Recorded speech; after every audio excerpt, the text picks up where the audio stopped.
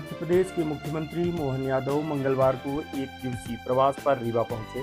उन्होंने वेंकट भवन के सामने नामांकन सभा को संबोधित किया। इस दौरान उनके साथ डिप्टी सीएम राजेंद्र शुक्ल भी मौजूद रहे। इस सभा के दौरान कई कांग्रेसी नेताओं ने मुख्यमंत्री मोहन यादव के हाथों बीजेपी की सदस्यता ग्रहण की, जिसमें कांग्रेस के वरिष्ठ नेता और रीवा के कांग्रेस का मुस्लिम चेहरा कहे जाने वाले पूर्व शहर अध्यक्ष डॉक्टर मुजीब खान भी शामिल हैं। मंगलवार को एक दिवसीय प्रवास पर प्रदेश के मुख्यमंत्री मोहन यादव रीवा पहुंचे, जहां पर वेंकट भवन के सामने उन्होंने नामांकन सभा को संबोधित किया।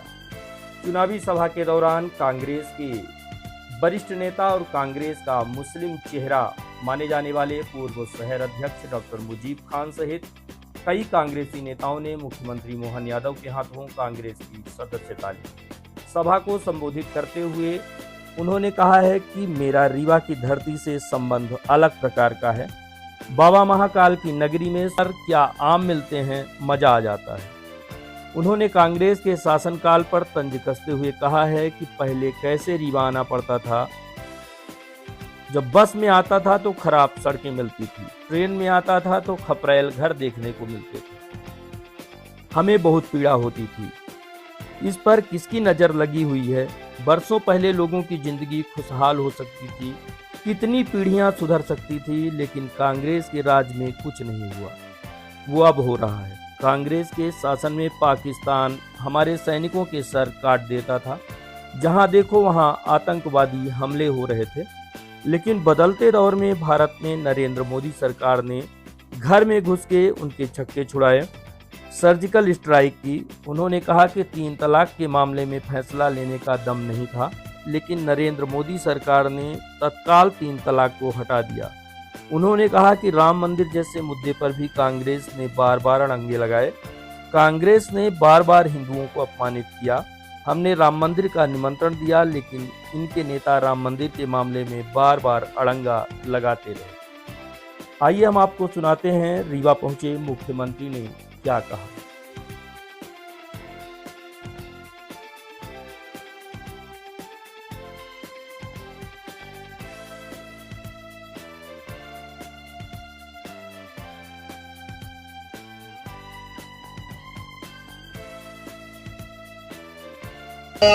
माता की, भारत माता की। रीवा का मेरा संबंध अलग प्रकार का है और बाबा महाकाल की नगरी से सुंदरजा की नगरी। क्या आम मिलते आपके यहाँ, पता नहीं कैसा टेस्ट आता, मजा आ जाता। जोरदार ताली बजाओ रीवा के लिए। बोले महाकाल महाराज की। और पास में चित्रकूट है। अयोध्या में 22 जनवरी को भगवान राम की 3 प्रतिमाएं थी बनाई हुई, और तीनों प्रतिमाओं की तुलना की गई कि भगवान का मुखमंडल सबसे सुंदर किसका लग रहा है, कौन सी प्रतिमा का लग रहा है। शालिग्राम के बनाए हुए पत्थरों से बनी प्रतिमा है, और सबसे अच्छे मुस्कुराते हुए जो भगवान दिखे उनकी प्राण प्रतिष्ठा की गई। तो बोलो जय जय श्री राम। हमने 17 लाख साल पुराना इतिहास तो नहीं देखा, केवल सुना ही सुना, लेकिन ऐसा लगता है कि पाषाण की प्रतिमा इतनी सुंदर हो सकती है, तो 17 लाख साल पहले के प्रभु राम का दिव्य भव्य दर्शन कैसा हुआ होगा। कैसे हमारी सनातन संस्कृति ने हजारों लाखों सालों से अपने हृदय के अंदर अपने देवताओं को विराजित किया होगा। हम सब सौभाग्यशाली है परमात्मा की दया से। यद्यपि थोड़े समय की कमी है, मैंने सोचा था कि पर्याप्त 2-3 घंटे रीवा में दूंगा, लेकिन संयोग ऐसा हुआ कि राष्ट्रीय अध्यक्ष का भी प्रवास होगा और वो 11:30 बजे तक जबलपुर पहुंचने वाला है, और स्वाभाविक रूप से मुझे उनकी उस कार्यक्रम में साथ में रहना। तब भी हमने कहा कि जो वादा किया वो तो निभाएंगे, भले जल्दी आएंगे। आपको धन्यवाद कि आप 10 बजे आ गए, आपका आभार मानता। इतनी जल्दी आकर के रीवा ने अपने आतिथ्य संस्कार की परंपरा को बनाए रखा। करते कैसे आता था, मैंने पता नहीं क्या मेरी किस्मत है, कैसे आना पड़ता रीवा। और ऐसे जब रेल से आता था तो रेल के डब्बे में बैठ के इधर देखता, तो जैसे ही बरसात गई खेत खाली पड़े, क्या खपड़ेल के मकान में क्या कवेलू अंग्रेजी कवेलू के बजाय हमारे बड़ा मन में ऐसी पीड़ा होती थी कि हे भगवान इस पे किसकी नजर पड़ी। ये तो वो धरती है जिनने भगवान राम को 11.5 साल अपनाया, अपने आगोश में लिया, उनको आशीष दे करके ये धरती धन्य हुई है। लेकिन दुर्भाग्य के साथ कांग्रेस ने आजादी के बाद अगर इस क्षेत्र की उपेक्षा की तो मुझे इस बात की पीड़ा है कि वर्षों पहले यहाँ के लोगों की जिंदगी खुशहाल हो सकती थी। जो अभी हुआ वो 70 साल पहले हो जाता, कितनी पीढ़ियां सुधर जाती, कितने लोगों का भला हो जाता। मुझे मालूम है रीवा के लोगों की काम करने की काबिलियत और रीवा के लोगों की अपनी क्षमता।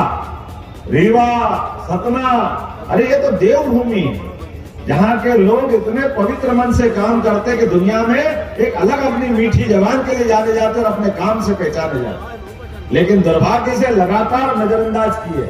बड़े बड़े लोग यहाँ थे लेकिन केवल वोट लेकर के सरकार बनाना और सरकार बना के मौज मस्ती करना, मुझे कहने में कोई गुरेज नहीं है।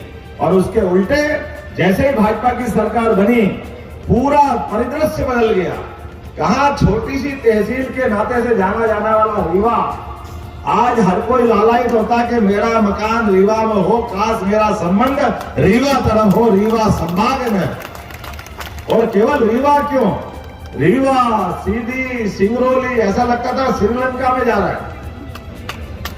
आने के रास्ते नहीं, जाने के रास्ते नहीं, रेल के ठिकाने नहीं, और कहने के लिए नीचे धरती रत्नगर्भा, क्या चीज नहीं थी वहां, सब कुछ है। अगर नहीं थी तो कांग्रेस की इच्छा शक्ति नहीं थी विकास करने के लिए। कांग्रेस ने गुलाम बनाया हुआ था क्षेत्र को। और जैसे कि बात निकली है, कहां 70 साल और कहां 10 साल। ये चुनाव जो हो रहा है ये हमारे 10 साल का चुनाव हो रहा है। लेकिन इस चुनाव में पहले मैं थोड़ी राज्य सरकार पे बात करना चाहूंगा। प्रदेश, नर्मदा जी यहां से बहती है, आपके क्षेत्र में नदी की अपार संभावना है, लेकिन इस दिशा में कोई काम ही नहीं किया।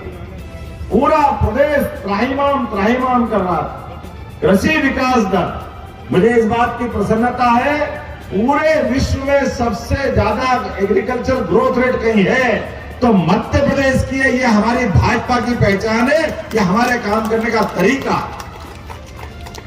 अरे किसानों की जिंदगी बदलेगी तो अपने आप पूरा परिदृश्य बदल जाएगा। कृषि आधारित पूरा प्रदेश है। किसान को कुछ नहीं चाहिए, किसान को केवल पानी दे दो, बिजली दे दो, बाकी तो वो अपने शरीर को जैसे सीमा पे जवान अपनी जान लगा के खड़ा रहता है, ऐसे ही खेत में किसान उसकी बराबरी करता है। खून को पानी करके लोगों के लिए अन्न उपजाता है, उनको भूखे को अन्न दे करके उसको जो यश मिलता है वो किसी से किसी की कल्पना नहीं हो सकती। और मुझे इस बात की प्रसन्नता है, जैसे जवानों की इज्जत किसी ने नहीं की, ये सारा पाप कांग्रेस के माथे। इस देश के जवानों ने इस देश की रक्षा करने में अपना सब कुछ कुर्बान किया, लेकिन दुर्भाग्य के साथ पाकिस्तान के छोटे से देश के लोग, वहां के सैनिक हमारे सैनिकों पे सर काट के ले जाते थे। देश की सरकार मुंह उठाए कुछ करती नहीं थी, देखती रहती थी। उनकी गर्दन काट करके फुटबॉल खेलते थे। इस देश के अंदर बंबई, दिल्ली, जहां देखो वहां आतंकवादी घटना होती थी, लेकिन कांग्रेस के लोग और बाकी लोग इस पूरे मामले में पूरी नजरअंदाजी करते थे। लेकिन बदलते दौर का भारत है, अब ये नरेंद्र मोदी का भारत है। आपने एक बार वोट दिया जनार्दन मिश्रा जी को, तो जो छक्के छुड़ाए कि घर में घुस के मार के आने का दम किसी में है तो नरेंद्र मोदी और उनकी अपनी सरकार में दम था। और एक बार नहीं, 2-2 बार जाकर के, एक बार सर्जिकल स्ट्राइक मैदान से जाकर मारना, दूसरी बार हवा से जाके मारना। और मारना तो कैसा मारना, छिटके नहीं मारना, डर के नहीं मारना। आपको मालूम है जब सर्जिकल स्ट्राइक के बाद एयर स्ट्राइक हुई, हमारे जवान उनके घर में जाकर के आतंकवादियों के अड्डे तबाह कर रहे थे, तो लौटते आने में हमारा एक हवाई जहाज विमान गिरा लिया। वो याद करो मूछ वाला अभिनंदन, जिसके आधार पे वो बताते रहते अभिनंदन आपका सैनिक हमारे पास है। हमारे देश के प्रधानमंत्री किससे कह रहे थे कि केवल बात कर लो, हम आपके सैनिक को छोड़ देंगे। हमारे प्रधानमंत्री ने पूरे देश की इज्जत बढ़ाई। उन्होंने कहा ये नहीं हो सकता है, आपके आतंकवादियों ने हमारे घर में घुस करके हमारे 100वें सैनिकों पे बम गोले चलाए, उनकी हत्या की। हमने जाकर के वो उनके उसी प्रकार के अड्डों को तबाह किया। आपकी फौज और हमारी फौज कहां से आ गई बीच में? हमारे सैनिक का अगर बाल भी बाका हुआ तो अगले दिन का सूर्य नहीं दिखेगा, पाकिस्तान हालत खराब कर देंगे। ये हमारे अपने लिए उस समय की ताकत। करते कैसे आता था, मैंने पता नहीं क्या मेरी किस्मत है, कैसे आना पड़ता रीवा। और ऐसे जब रेल से आता था तो रेल के डब्बे में बैठ के इधर देखता, तो जैसे ही बरसात गई खेत खाली पड़े, क्या खपड़ेल के मकान, वो क्या कवेलू कवेलू अंग्रेजी कवेलू के बजाय हमारे बड़ा मन में ऐसी पीड़ा होती थी कि भगवान इस पे किसकी नजर पड़ी। ये तो वो धरती है जिनने भगवान राम को 11.5 साल अपनाया, अपने आगोश में लिया, उनको आशीष दे करके ये धरती धन्य हुई। लेकिन दुर्भाग्य के साथ कांग्रेस ने आजादी के बाद अगर इस क्षेत्र की उपेक्षा की तो मुझे इस बात की पीड़ा है कि वर्षों पहले यहाँ के लोगों की जिंदगी खुशहाल हो सकती थी। जो अभी हुआ वो 70 साल पहले हो जाता, कितनी पीढ़ियां सुधर जाती, कितने लोगों का भला हो जाता। मुझे मालूम है रीवा के लोगों की काम करने की काबिलियत और रीवा के लोगों की अपनी क्षमता। रीवा, सतना, अरे ये तो देवभूमि है, जहाँ के लोग इतने पवित्र मन से काम करते कि दुनिया में एक अलग अपनी मीठी जबान के लिए जाने जाते और अपने काम से पहचाने जाते। लेकिन दुर्भाग्य से लगातार नजरअंदाज किए। बड़े बड़े लोग यहाँ थे, लेकिन केवल वोट लेकर के सरकार बनाना और सरकार बना के मौज मस्ती करना, मुझे कहने में कोई गुरेज नहीं है। और उसके उल्टे जैसे ही भाजपा की सरकार बनी पूरा परिदृश्य बदल गया। कहाँ छोटी सी तहसील के नाते से जाना जाने वाला रीवा आज हर कोई लालायित होता कि मेरा मकान रीवा में हो, काश मेरा संबंध रीवा तरफ हो, रीवा संभाग में। और केवल रीवा क्यों, रीवा, सीधी, सिंगरौली, ऐसा लगता था श्रीलंका में जा रहा है। आने के रास्ते नहीं, जाने के रास्ते नहीं, रेल के ठिकाने नहीं, और कहने के लिए नीचे धरती रत्नगर्भा, क्या चीज नहीं थी वहां, सब कुछ है। अगर नहीं थी तो कांग्रेस की इच्छा शक्ति नहीं थी विकास करने के लिए। कांग्रेस ने गुलाम बनाया हुआ था क्षेत्र को। और जैसे कि बात निकली है, कहां 70 साल और कहां 10 साल। ये चुनाव जो हो रहा है ये हमारे 10 साल का चुनाव हो रहा है।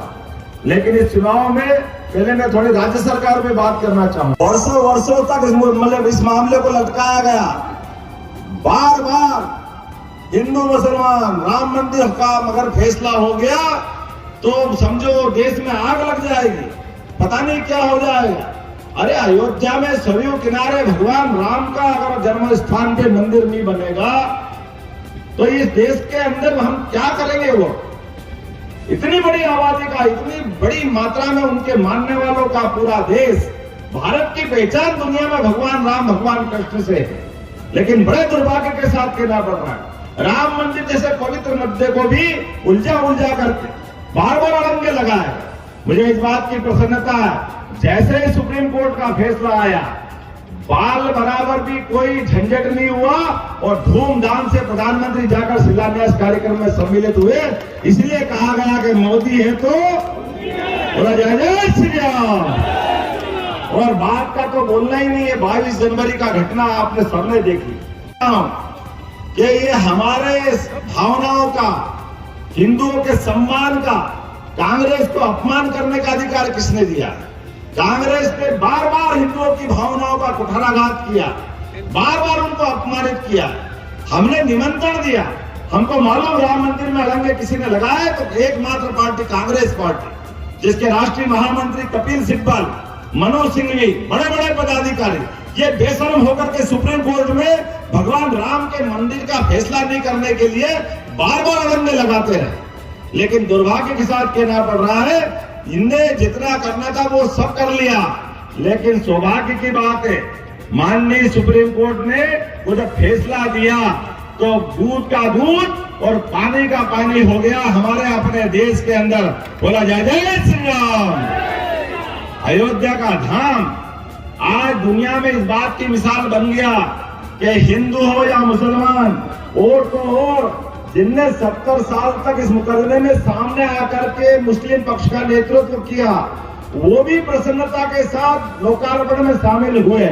ये हमारे देश का अपना चरित्र है, यह राम और रसखान की संस्कृति है। लेकिन अगर कोई नहीं गए तो एकमात्र पार्टी कांग्रेस ने इस कार्यक्रम का बहिष्कार किया। बहिष्कार नहीं किया, अरे निमंत्रण ठुकरा दिया। एक बात ध्यान रखना, जिसने भगवान राम के मंदिर निमंत्रण को ठुकराया है, अब जनता इनको नहीं ठुकराएगी? ठुकराएगी कि नहीं ठुकराएगी? आने वाले 19 तारीख को, यहाँ को 26 तारीख को रीवा के अंदर आज हम नॉमिनेशन पे उसको रखा हुआ है। मुझे इस बात की प्रसन्नता, केवल एक ही मामला नहीं, लंबे सारे बहुत सारे मामले और तो और सुप्रीम कोर्ट के निर्णय का पालन करने के लिए केंद्र सरकार बनती है और केंद्र सरकार के लिए गए निर्णय का हम सब देखते हैं। एक सुप्रीम कोर्ट ने निर्णय किया 3 तलाक का 35 साल पहले, लेकिन सरकार में दम नहीं था। तत्कालीन कांग्रेस की सरकार में मेजोरिटी पूरी थी, वर्तमान मोदी जी की मेजोरिटी से भी ज्यादा थी, लेकिन सुप्रीम कोर्ट ने कहा कि 3 तलाक अमानवीय है, यह गलत है, बहनों की जिंदगी को नर्क में धकेलता है। हिंदू हो या मुसलमान, हम पे तो बहुत आरोप लगते हैं कि हमारी हिंदूवादी पार्टी, लेकिन हमने हिंदू मुसलमान का नहीं सोचा। हमने कहा भले मुस्लिम बहनें हैं, लेकिन है तो भारतीय, है तो अपने राष्ट्र की, उनकी बहनों के साथ क्यों अन्याय होना चाहिए? बाल बच्चे हो गए, परिवार बढ़ गया, केवल फोन पे ही तलाक तलाक तलाक और बहन की जिंदगी नर्क में, ये नहीं चल सकता। नरेंद्र मोदी ने कहा कि 3 तलाक 35 साल पहले सुप्रीम कोर्ट ने निर्णय किया। उस समय की सरकार नामर्द होगी, कमजोर होगी, लेकिन हमारी सरकार उस अन्याय को बदलेगी और हमारी सरकार ने एक झटके के साथ वापस उस सुप्रीम कोर्ट के निर्णय को लागू कर दिया। ये 56 इंच वाले की सरकार है, क्योंकि मोदी है तो